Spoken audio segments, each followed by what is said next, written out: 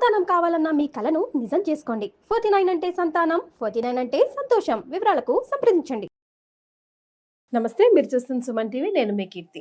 వారాహి నవరాత్రుల్లో భాగంగా 8వ అవతారం అమ్మవారిది ఏ విధంగా ఉంటుంది, ఎలాంటి విశిష్టత అమ్మవారికి కలిగి ఉంటుంది, ఎలాంటి నైవేద్యం పూజా విధానం మనం ఫాలో అవ్వాలి అన్న విషయాలు తెలియజేయడానికి ప్రముఖ ఆస్ట్రాలజర్ బ్రహ్మశ్రీ నందిబట్ల శ్రీహరి శర్మ గురుగారు ఉన్నారు. నమస్తే గురుగారు. ఆగర్థావివ సంపృక్తౌ మగర్థ ప్రతిపత్తయే జగతః పితరౌ వందే పార్వతీ పరమేశ్వరౌ ఆదిత్యాయ చ సోమాయ మంగళాయ బుధాయ చ గురుశుక్ర శనిభ్యశ్చ రాహవే కేతవే నమః. శృంగేరి జగద్గురు పీఠాధిపతులకి, కంచి పీఠాధిపతులకి నమస్కారములు తెలియజేసుకుంటూ కార్యక్రమాన్ని ప్రారంభిద్దాం. గురుగారు, 8వ రోజు భాగంగా వారాహి నవరాత్రుల్లో అమ్మవారి విశిష్టత గురించి తెలియజేస్తారా? 8వ రోజు, 7వ రోజున అమ్మవారిని, వారాహి అమ్మవారిని మహావారాహి అమ్మవారి రూపంలో కొలిచినట్లయితే, 8వ రోజున ఈ అమ్మవారిని వార్తాళి వారాహి రూపంలో కొలవాలి. వారాహి అమ్మవారు అంటేనే లక్ష్మీ అమ్మవారి స్వరూపము, లక్ష్మీ అవతారాలు, మరొక అవతారాలు. కానీ ఈ అమ్మవారికి అంటే మామూలు నవరాత్రులు లక్ష్మీ అవతారం ఉంటుంది కదా, ఇది రోజు కూడా లక్ష్మీ అవతారం సంబంధించినటువంటి వారాహి అమ్మవారి రూపం ఇది.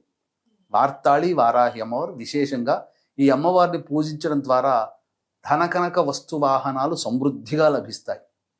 కానీ ఈ అమ్మవారు తామస దేవత, తామసమైనటువంటి క్రోధముతో కలిగి ఉంటుంది ఈ అమ్మవారు. కాబట్టి ఈ అమ్మవారు ఎలా ఉంటుందంటే, ఎర్రటి వస్త్రాన్ని ధరించి నిప్పు కణికల్లాంటి కన్నులతో ఉంటుంది. అంతేకాకుండా ఈ అమ్మవారు ప్రధానంగా శవం మీద కూర్చొని ఉంటుందట అమ్మవారు.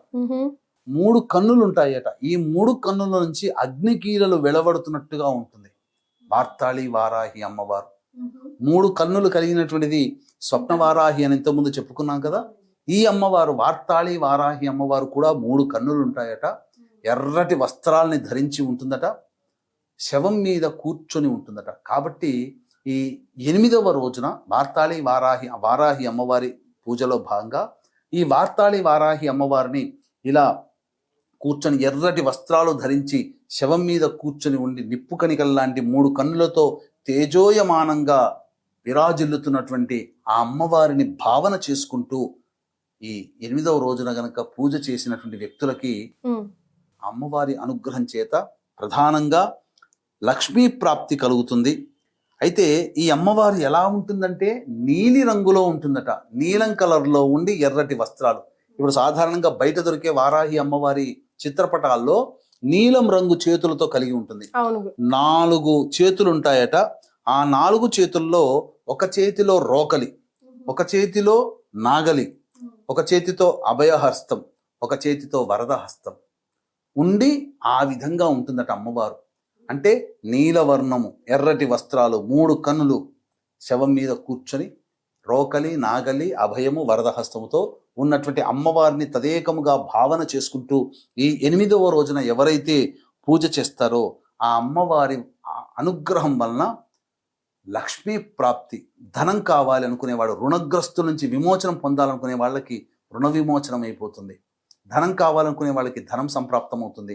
గొప్పదైనటువంటి అచిరకాలంలోనే వాళ్ళు చేసేటువంటి ఈ పూజ చేసేటువంటి భర్తలు కావచ్చు, లేదా పూజ చేసే మహిళలు కావచ్చు, వాళ్ళు చేసే వృత్తి ఉద్యోగ వ్యాపారాల్లో ఆ అమ్మవారి అనుగ్రహం చేత అతి శీఘ్రముగా పైకి ఎదుగుతారు. తద్వారా వ్యాపారంలో అందరి తోటి వ్యాపారస్తుల కంటే వీళ్ళది వ్యాపారం బాగా సాగుతుంది. ధనానికి లోటు ఉండదు, చింత ఉండదు, ధైర్యం ఉంటుంది ఈ వారాహి అమ్మవారిని పూజ చేయడం ద్వారా.